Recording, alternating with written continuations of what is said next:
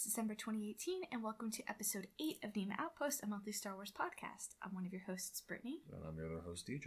And this episode, as we promised last time, is dedicated solely to that wonderful piece of Star Wars canon known as the Star Wars Holiday Special, released in 1978, a year after New Hope, 2 years before Empire Strikes Back. So, you want to start by giving your general impression, that we can get into more detailed analysis? Impression. Yes. What's your general impression? It's too bad I didn't have a drill next to me, because I probably would have committed suicide. But actually, it was probably a good thing I didn't have that, because I would have committed suicide during this. That was really tough to watch. I think for me, I found a piece of Star Wars canon that I dislike worse than Attack of the Clones and Rogue One. I mean, it was just... You know that because it was made for TV, right? It really wasn't meant to be something that's going to be as good as Star Wars the movie was. But to have it focused on Wookiees, and solely Wookiees, which are characters that don't talk and mainly just go, makes it very difficult and annoying to have continually going on. Right. You can understand them, but why do I have to think so much to understand these characters? You know, I don't think the idea of a holiday special of Star Wars is a bad thing if it was done right. But as we looked it up, George Lucas really didn't have much say. He was just sort of like, oh, it'd be cool to have like a special with Wookiees, but he was too busy building Skywalker Ranch and prepping Empire that he wasn't involved. George kind of gave him the green light and said, yeah, you can use my characters for a TV special.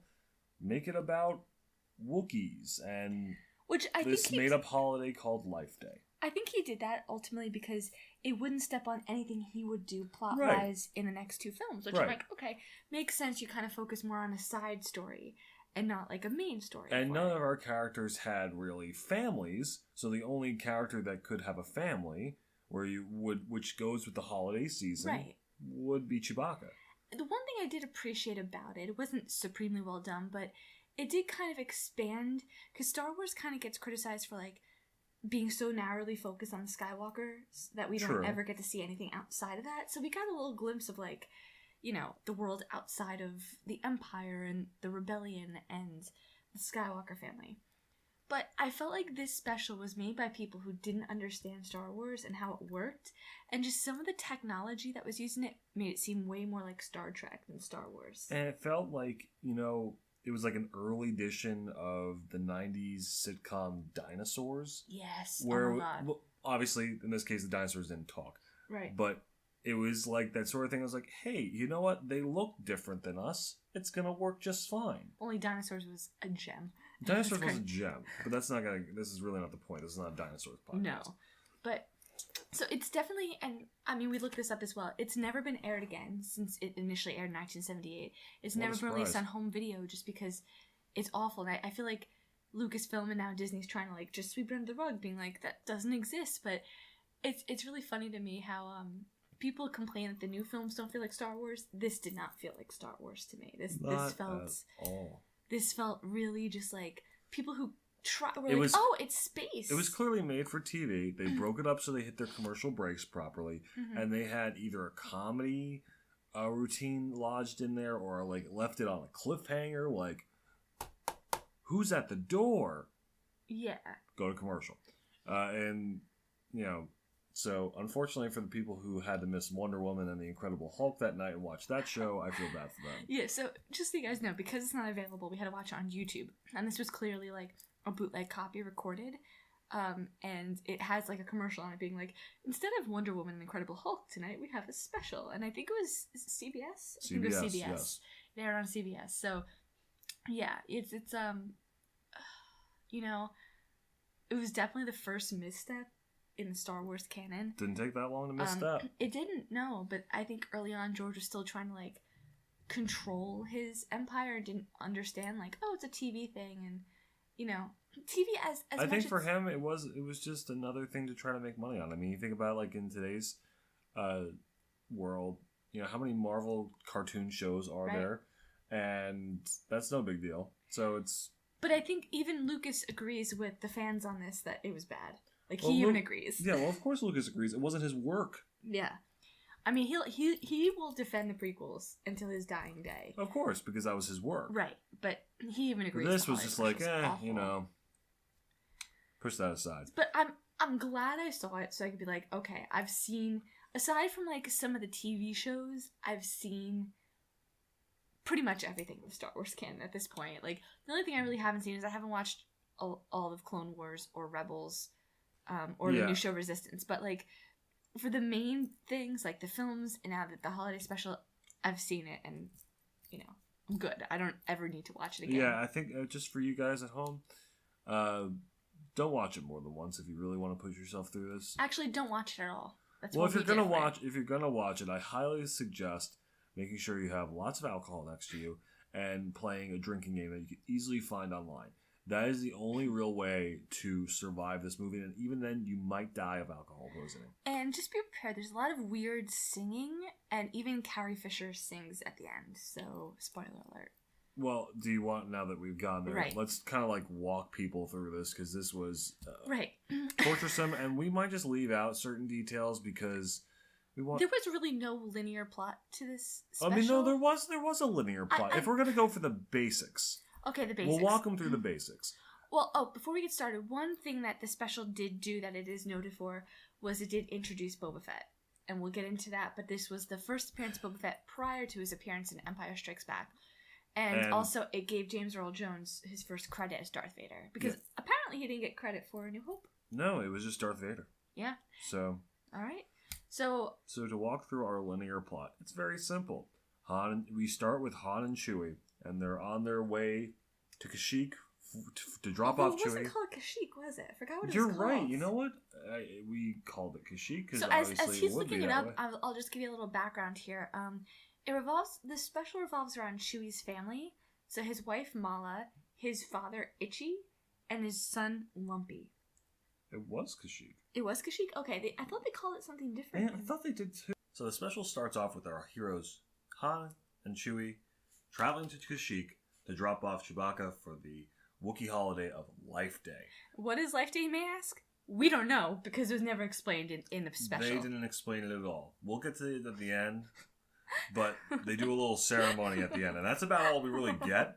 They dress in robes. It almost looks like some other cult, but it was quite scary at the end. But anyway, So we're trying to deliver. Han is delivering Chewie back home. They get caught by the Empire. Oh no! Dun dun dun. By the way, the set that they were using for the Millennium Falcon is a way stripped down set. There are no lights. It clearly is a closed room because there's no, like that opening path to get into the cockpit. Not there at all. So it is pretty much a room that's lit from the outside of the cabin, and that's it. There's nothing else working in there. It's just a light and them. There's no buttons. There's no buttons. There's some levers. There's some levers, but that's about it. And they're just playing around with like a flat piece of paper, and they're like, yeah, it does not look nearly as cool as the Falcon normally looks because it's clearly the low budget Falcon. Very low budget. They're rocking back and forth. Clearly, people are on the outside of this cockpit shoving this thing back and forth. Yeah.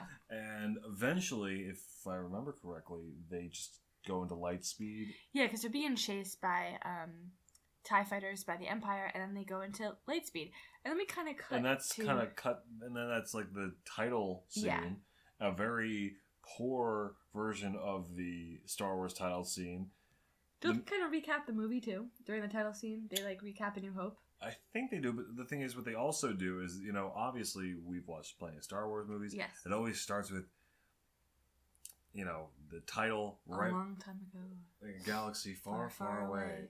No music playing, and then bam, the horns kick in and the theme song kicks in. But no, they didn't do that at all. To save time, they started playing the theme song and then put in the galaxy far, far away sort of thing. I gotta tell you that effect is awful.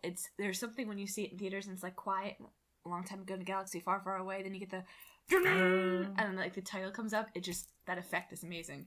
Not so much in the Star Wars Holiday Special. Not at all. No. Okay, so after that, we skip over to Life Day Central, where we meet our three... Well, do we really get introduced to these people at all? We kind of just get shoved them in our face because... Or do they mention them in the cockpit scene? I think they briefly do. But barely. Barely. I mean, oh no. So they introduce us in this scene between. They show the characters. They show this is... Oh, yeah. And so they show the 3 new Wookiees. We have...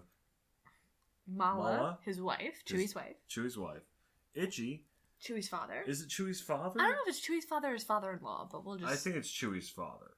That's the impression I got. That's the impression that I get. And then his son, his one and only son, who has the unfortunate name of Lumpy. Lumpy's my MVP of the special. Lumpy does come through in the end, but boy, did that take a long time for him to get. Lumpy, MVP. Lumpy for President of the Galaxy. Lumpy for Supreme Leader. Okay. Now, I wonder, where is Lumpy during the events of the sequel trilogy? Is Lumpy out there? Where's Itchy during the time? Itchy's probably dead. Are you kidding me? He was old as hell. Well, yeah, Itchy's essentially all white-haired and albino. Are Chewie and Mala still married? Probably not. Did Mala get custody of Lumpy? It's very possible. Is Lumpy working for the First Order now? Maybe Lumpy is Snoke. Or maybe Lumpy is a Knight of Ren. Who's to say that Wookiees can't have the Force? Yeah, who's to say? Who is to say? But anyway, so essentially we get some sad story here. Now they're all worried about Chewie because he's not there yet. Right. So and Life Day is supremely important to them. Life Day, it's I don't know what's going on, but they're just waiting and nothing's happening. Life, and that's important. I'm pretty sure oh, that's right. I remember how this starts up. Lumpy's being extremely annoying. Oh, yeah. He's whining and whining and whining. Was he playing with like a He's playing with a carved wooden X-wing. Yeah. And Itchy yells at him, and Mala wants him to take out the trash. Yet this is all played out over the course of 5 minutes. He's whining and whining. It is like having a little child. And remember, this isn't in English. It's just... And Mala goes... And so, honestly, I don't think this bothered me as it bothers so many people. Because, like, I liked silent films. And this is worse than a silent film. It's worse than a silent film, but with a silent film, you have to read body language. So I didn't really have trouble following what was going on and how the characters were feeling because I just understood their body language. But that doesn't mean that I want to hear Wookiees for however long the special was just talk in their Wookiee language for, for like an hour. Yeah, so... Or 2 hours. 2 hours. With commercials. This was done on a budget of $1 million? How is that possible? Where did the money go? Did it pay... Was it for Jefferson Starship? Is that where the money went? I think it was for B. Arthur, actually. Yeah, we'll get to B. Arthur. Anyway, so try to speed this up here. He takes out the trash. Itchy gives Lumpy some type of activity thing that he's supposed to watch. And really, this is some weird Cirque du Soleil thing that he watches where there's some acrobatics going on, but it's really low budget. And it comes to life. It's like initially on this it's like video projection. It's like table. The video chess game that they play. Yeah, but except it comes into the whole room, and so that happens. And so Lumpy's just like Lumpy's excited. He's happy about watching that, and then helps Mala with the dishes. Right. But then after they do the dishes, they start to realize that they're worried about Chewie again. Right. So obviously, there's only one person you can call to make sure that Lumpy's... Who are you going to call? You're going to call Luke Skywalker. Right. So they have some technology that they can contact Luke Skywalker, and so they do. And Before we get to that point, with the makeup in this show, the makeup on the actors was so bad that, this was post Mark Hamill's accident. I was just going to get that. This is the first time we see Mark Hamill's new face. And the amount of makeup caked on his face was just... He was glowing. He had a guy liner on, too. It was something. And so he's busy fixing his X-Wing motor or something like that. Yeah. And with R2. It is a total shoo-in, guys. Yeah. This does not need to happen. He doesn't understand what anyone's saying. He's like, where's Mala? Oh, can you smile for me, Mala? Okay. You know Han and Chewie are going to be there just fine. Just wait. Just be patient. And that's pretty much all he says, and gets angry at R2 because R2's doing something ridiculous in the back. Yeah. That's it. That's the... Other than that moment, and at the very end, that's all you see of Luke. Yeah, that's all you see of Luke. That's it. And then, Then she decides to contact somebody else. Yes. Oh, who else are you going to call? You're going to contact Son Dan. Oh, that wasn't who I had in mind, but okay. Son Dan. You know Son Dan? The great character Son Dan. The great character of Son Dan, the human who lives on Kashyyyk and does trading. I don't even want to get into the politics of how a human lives on Kashyyyk. No, there's no reason to get into politics at all. This is a politics-free broadcast. I thought it was just the Wookiee planet. Right, but it's about trading. Okay. And so he makes some jokes because there's an Imperial star pilot in the store at the same time that Mala calls him, and obviously he's in the know. He's friendly with the Chewbacca family. Yes. So he gives him a wink wink like, yeah, your package is being sent. It should arrive soon. Wink wink. Chewbacca's on his way. So I think they said like the furry carpet will be there soon. Something like that. I give him credits. The guy who played Son Dan, who the heck was Son Dan? I'll get the name in a moment. I'm sorry. This is unprepared. Please cut this out. Son Dan was played by... You can't give me who... What a stupid thing. Just keep going down. It should be at the bottom. Wikipedia is about the characters. Art Carney. Art Carney. Son Dan is played by Art Carney. Okay, so Son Dan, played by Art Carney.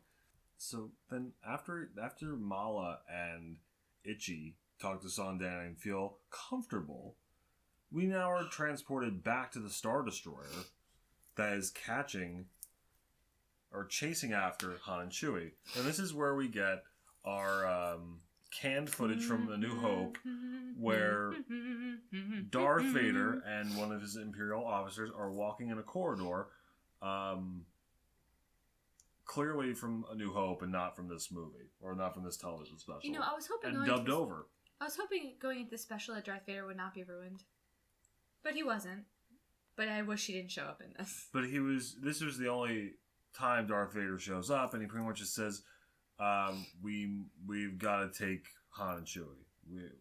Because it's so important. Because they need to set a blockade around Kashyyyk. Yes. Because that seems like the most logical. Is it a trade blockade? No, just a regular old blockade. Just a regular. You know, Vader tells the officer, we know something's going on in Kashyyyk. You've got to check every house in Kashyyyk. I think what it generally was is they were trying to find rebel sympathizers, and they kind of knew that, like, Chewie's connected to Han, so might be rebel sympathizers there. So they were trying to track them down. It wasn't really well explained nor thought out. No. So at this point, we go back to Kashyyyk, and we have the most ridiculous comedy skit where Mala needs to make dinner. So Mala lets Lumpy go off and do whatever the heck he wants, and Mala needs to make dinner. So Mala turns on the TV and watches this alien, who's supposed to be Julia Child, except it was like a man. It was a man dressed as a woman. Ha ha ha! It's 1978, and like Mala's trying to follow along, and this guy's doing a terrible job of giving instructions.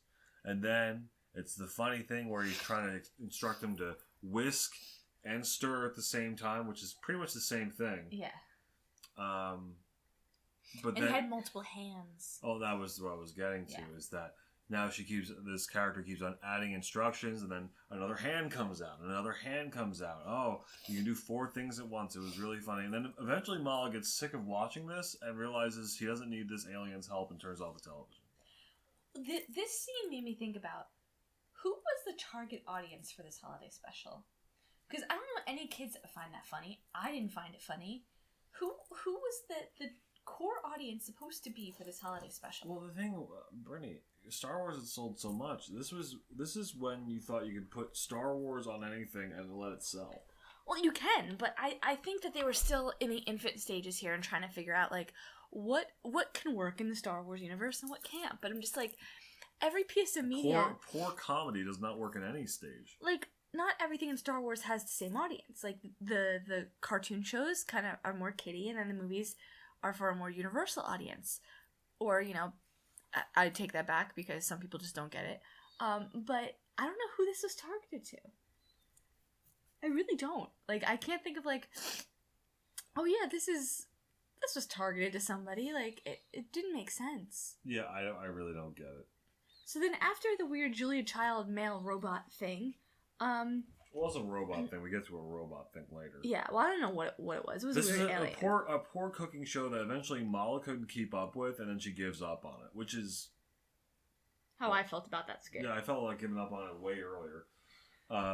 So the next thing that happens is that you go back to the Millennium Falcon, and they're getting chased by TIE fighters. And so you all remember that when the first time that we were trying to dodge TIE fighters in the Millennium Falcon, Chewie was flying the plane, right? If I remember correctly. And yes, and you had Han and Luke in the gunner spots. Which, gosh, I hope that's the actual case of the Galaxy's Edge ride. But Chewie and Han are just flying around, and those guns are going off. Yeah, and we were very confused how that's even possible. But then at some point they go, oh, the remote control stopped working. Yeah, so what we're trying to say is, like, you can't shoot from the cockpit of the Falcon. They have the gunner station. So you need at least one person to fly the Falcon, and then at least one person in one of the gunner stations. Chewie and Han were the only people on the Falcon. They were both in the cockpit. Who's shooting out of the gunner stations?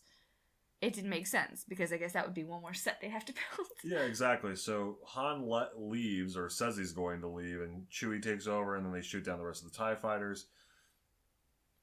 Eventually. But then they go back to Kashyyyk. Okay, so then we get back.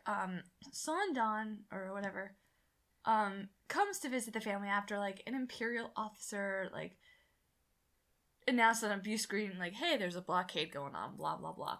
So Sondon is like, hey, I'm gonna give gifts to all of you, because it's a life day. Well, no, Sondon shows up because they are... After that announcement goes, they hear knock, knock, knock. They think it's the Empire. Right. Go to commercial break. Oh, they open the door after commercial. The tension is killing me. Man, the cliffhanger. And then after the break, they open the door, and it's Sondon. And Sondon's like, happy life day, kids. I'm going to give you guys some gifts. He gives Mala a gift. He gives Lumpy a gift. And then he gives Itchy a special gift. And Itchy's special gift is some... It says here on the Wikipedia page as a memory chip, but if you watch the video, it's a woman singing, and he's getting very excited watching it, and it's like... Well, she says some very suggestive things. Like, I'm all yours, and blah, blah, blah. The implication is very clear as to what it's supposed to be. Exactly. So it's a very weird, psychedelic, totally late 70s edition. And that is another moment that I wish I skipped, because that was terrifying. Like, the music in this... The music in this special had no purpose. Well, the music there, it felt like it was like a rejected Bond song. It did. Oh my god, it sounded like... Wasn't it For Your Eyes Only? It kind of sounded like? It had that sort of feel to it. Yeah. Yes. And, like, even the images around it were like, this could have been, like, a runner-up for Your Eyes Only. Yeah, it was like, it was a rejected song that was left on the cutting room floor. Yeah. So... And then Mala gets, what we find out later, is this, I guess, this projector thing where Jefferson Starship plays music.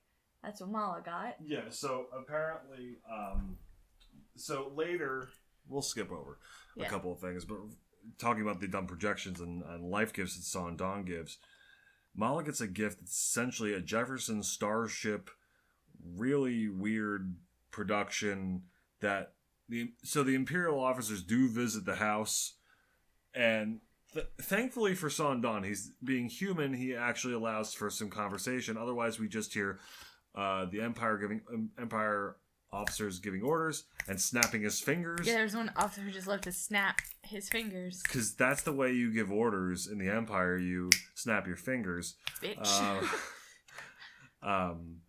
So, thankfully, Sondon shows the Empire, like, oh, these gifts are my own. I gave them these gifts. Right. Do you want to watch it? And it's a contraption that they're not sure. It might be a bomb, but they're like, look, no, just watch this show. And it's Jefferson Starship for 4 minutes singing with some clearly ILM special effects thrown in to make their music video a little cooler, other than like a typical 70s one that has nothing cool about it. All I remember is a lot of pink light. Yeah, it was a lot. Like each each member had their own like lightsaber color that not that they had lightsabers, but like when they'd strum on the guitar, a different color would illuminate. Oh, see, I was like zoning out there. I didn't even notice that. Well, that's because it's, watching that, it's like being on drugs. And then Lumpy got a plot device. Yeah, Lumpy got a plot device that he runs up to his room and places down later. Yes, which we'll get to that later, but Lumpy got a plot device. Lumpy got a plot device, yes. So they try to inspect. The Empire enters in, they try to inspect the house. They kick Son Dawn out because he's human and not really supposed to be there. And they suspect him of being a human. Or sympathetic, I guess, to the Wookiees. Yeah, exactly. So they kind of are trashing the house at this point. They go up to Lumpy's room and start ripping it apart. And that, I did feel bad for him. They ripped up his pet Wampa. His stuffed Wampa. They had a stuffed Wampa and they ripped the head off the stuffed Wampa.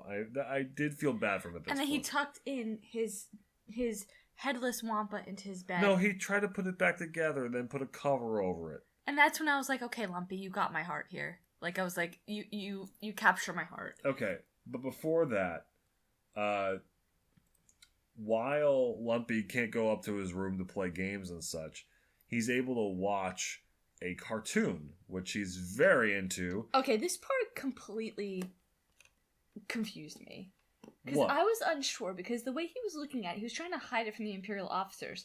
So was that there supposed to be like a recording of a thing that actually happened? No. Or was it supposed to be something that was going on live? Like, because Lumpy was trying to hide it from the guy. I kind of felt like it was an underground cartoon or some sort, because it was... But where did he start watching it? Like, that's what I was confused about. It was in the downstairs area on a flat, like something that was on a table screen.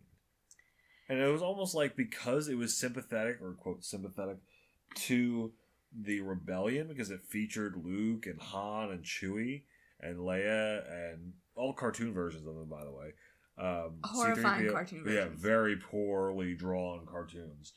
Of the rebellion, that when they got in trouble, Lumpy gasped that they got in trouble, and the Imperial officer went, "What are you watching?" And then he quickly turns it into some math problem. He's like, "Oh, go back to doing that." So you did really, you get really upset about that. Yeah. Of like a math problem. That doesn't make any sense. So anyway. But they refer to it on Wikipedia as a program or a cartoon. So I am still confused if this is something that actually did happen and they just animated it. I don't know. Or what. But it was the first appearance of Boba Fett. So in this little cartoon, they can't get in touch with a certain... they can't get in touch... No, they were trying to search for some talisman. I have no idea what this has to do with anything. But the talisman affects humans. And it pretty much made the Millennium Falcon crash land on this red ocean planet called Panna. We really don't understand. So Han's completely out of it. He's asleep. And eventually we find out it requires some magic elixir to heal them. Or to get them out of their comatose state. So Luke, 3PO, and R2-D2 go down and try to find the Millennium Falcon, because they think like something's happened to Han, because Chewbacca's just flying away from the Rebel base. They crash land on this, and they eventually find a guy riding a giant dragon in Boba Fett, and this was the introduction of him. And so Boba Fett is trying to help out Luke and Chewbacca to try to get Han back from his comatose state. The talisman at the same time turns Luke comatose, so Chewbacca's just trying to find Boba Fett. an elixir. Chewbacca and Boba Fett are going into the town of Panna to get this elixir. And I believe at the same time, while Boba Fett gets the elixir, he makes a stop and tries to call Darth Vader because he's working for Darth Vader. And so, obviously, Darth Vader wants both Luke and Han alive, so he's going to give them the elixir and take them prisoner. But at the same time he's making this call, R2-D2 somehow taps in from the Millennium Falcon into this call and finds out that Boba Fett's working for Darth Vader. And I guess this whole thing started with like, friendship. Wasn't that one of the things? Luke referred to him as friend, and 3PO's like, friend is a strong term. It can mean many different things. Right, and so they got the elixir. Boba Fett gets the elixir. He gives it to Han and Chewie, or Han and Luke. They get up, and he's like, and then Luke makes another comment about friend, and R2 goes nuts. And 3PO's like, we heard this call that Boba Fett was talking to Darth Vader. And Boba Fett starts to back out of the room. And then he says, okay, I'll get you guys next time. And that's it. Till Empire Strikes Back, Han. Yeah, but if it was just a cartoon, then it was a history? That's what I'm confused about. But my question is this, in terms of like the overall Star Wars canon. Was it George Lucas's idea to introduce Boba Fett in here and then pull him over to Empire? Or was he like, hey, Boba Fett's an interesting character, let's bring him to Empire? That's not clear, really, in the research I've done, if he was George Lucas's creation or if he was just sort of created and then Boba Fett, and then George Lucas is like, oh, I need a bounty hunter for Empire Strikes Back. I'll use Boba Fett, he's got a cool design. Yeah, I guess. So that was pretty much the it of the cartoon. So right, and then this is when it just gets it just drags on at this point. Well, it's been dragging on for a while. So the Imperials are still in Lumpy's room. They pretty much tear it apart. They rip up his bantha. It's not a wampa, it's a bantha. And they covers it. Blah blah blah. So Sandan life day gift that he gives Lumpy is a mini transmitter, and so I guess he really gets over the fact that his room's a mess in a quickie because he's able to start playing with this mini transmitter. And there's some stupid skit with the poor instructions of some Animorphian being from the system Animorphia. Oh, Animorphia. Yeah. And so it was like some stupid skit where the android can't really keep up with what he's talking about, so he's doing different actions. It was supposed to be funny, but somehow Lumpy was able to put together this mini transmitter perfectly with these poor instructions. I'm not even going to get to the instruction video. That was the dumbest thing I've ever watched in my life. That was torture. I don't know. The next part really kind of rivals that. So, for some reason, we cut to Tatooine. No. We get a video from the Empire that says, this is mandatory viewing for everyone in the Empire because we want to show you how good your life is because you're not living on Tatooine right now, and we're going to show you a live broadcast of Tatooine. Right. Which somehow it just so perfectly goes to the Mos Eisley Cantina. With B. Arthur as the barmaid. Which I don't know who decided that was a good idea. And it gets better because there's this weird humanoid named Krellman who has a crush on her and wants to ask her out on a date and she's not interested. Simply because the last time Krellman was at the bar and he left, B. Arthur says essentially what her catchphrase is I'll see you next time, or come back next time, I'll be waiting. Yeah. And he took that to mean that B. Arthur loves him. And so he's talking about how desperate he was to go date him, and he couldn't get her off his mind, and it just led up to a dumb joke at the end where Krellman finally realizes that she says it to everybody. And then it breaks for commercial, and then comes back to the cantina. It's no longer a live broadcast, and she's singing a song. She sings a song about trying to get everyone out because the Empire has declared a curfew on Tatooine. You sound so happy about it, Britt. Just the more I'm talking about this special, I'm like, I don't understand what happened. Well, that's why I'm trying to run through this as fast as possible. Because so they basically... The audience doesn't need to, this is torture for them. It's just torture for me to relive. So, the Empire's in there being like, hey, you guys, get out of there. It's curfew time. But they don't want to leave. The Empire wasn't doing that. She was trying Stormtroopers came in. No. Yes. No. Yes. Where? Stormtroopers came into the cantina. No, they did not. Yes, they did. And what'd they do? They tried to get everybody out. No, they were not there. B. Arthur was trying to get them out. They wouldn't listen. So she gave them one more round. They played one more song, and that's what she sang. It was great to have you as my friend. come back next time, and all the people are so drunk that they're able to get them out of the cantina quick. I think I just, in my delusion state at that point, imagined stormtroopers coming in. She was trying to be helpful to all her customers and telling them, hey, you need to get out of here, there's a curfew. And they're like, no, we want one more drink. And she's like, come on. And they're like, no. And then she's like, fine, we'll sing one more song together. I think, honestly, in my delusional state at that point, I wished I envisioned stormtroopers just to come and just shoot up everybody in that cantina at this point.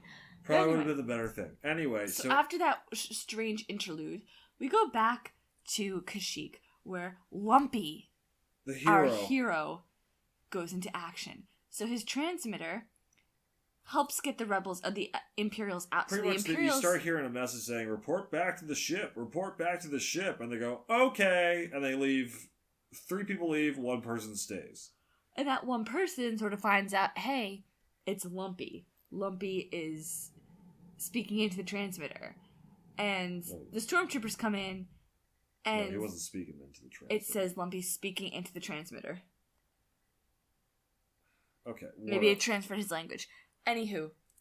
So then stormtroopers come in, and they're gonna attack the Chewbacca family, but who shows up? They break the mini transmitter, and they start to attack the family, and they got them outside.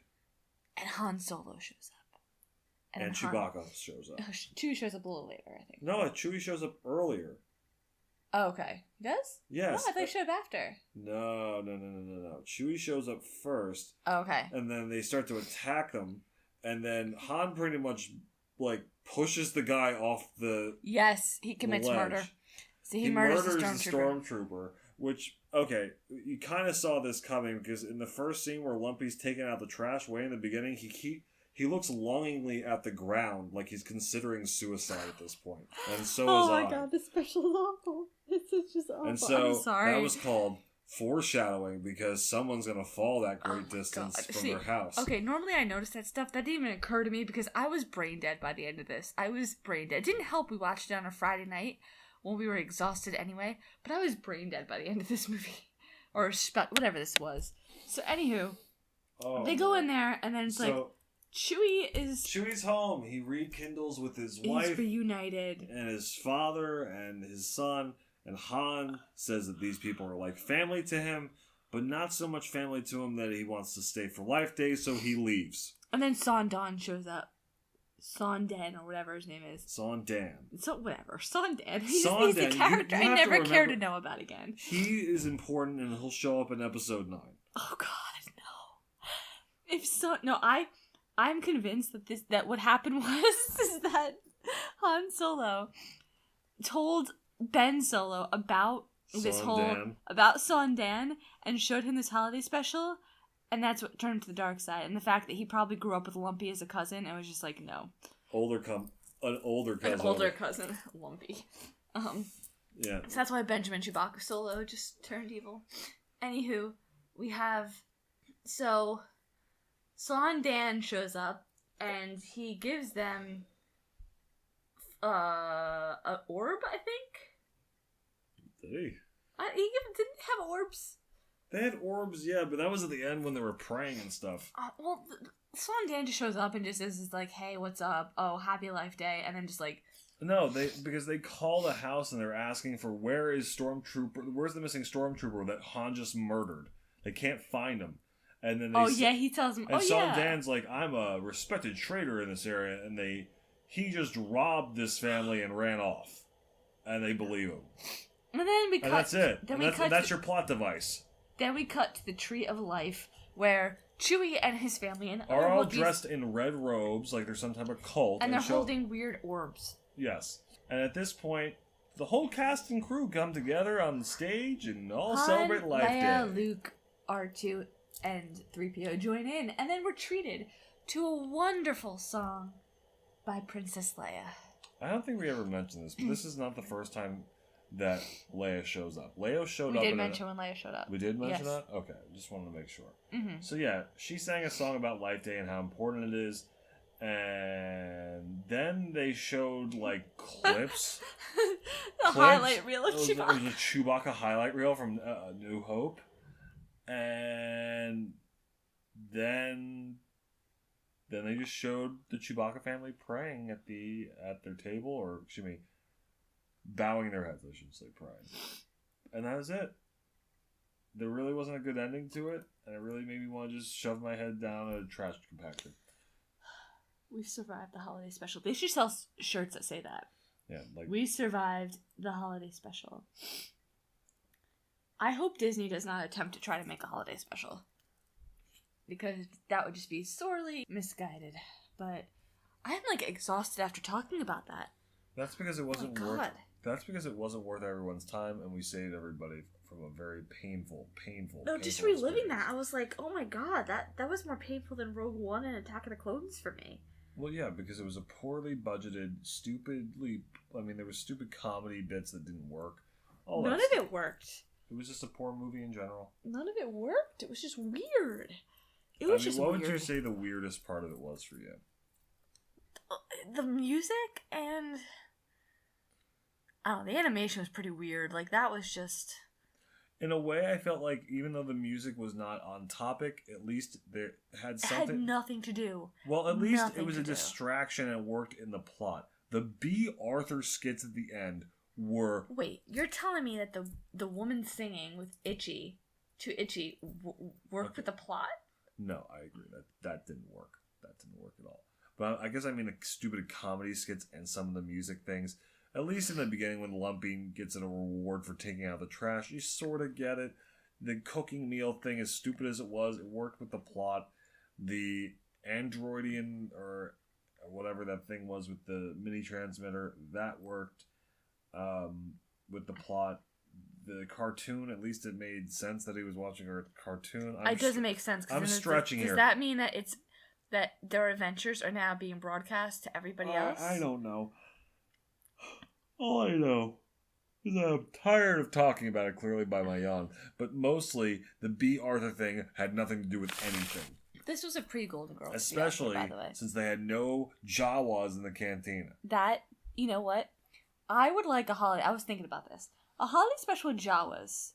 Like, imagine, like, they're celebrating a Christmas-like holiday. But Jawas, they steal things and then they sell them.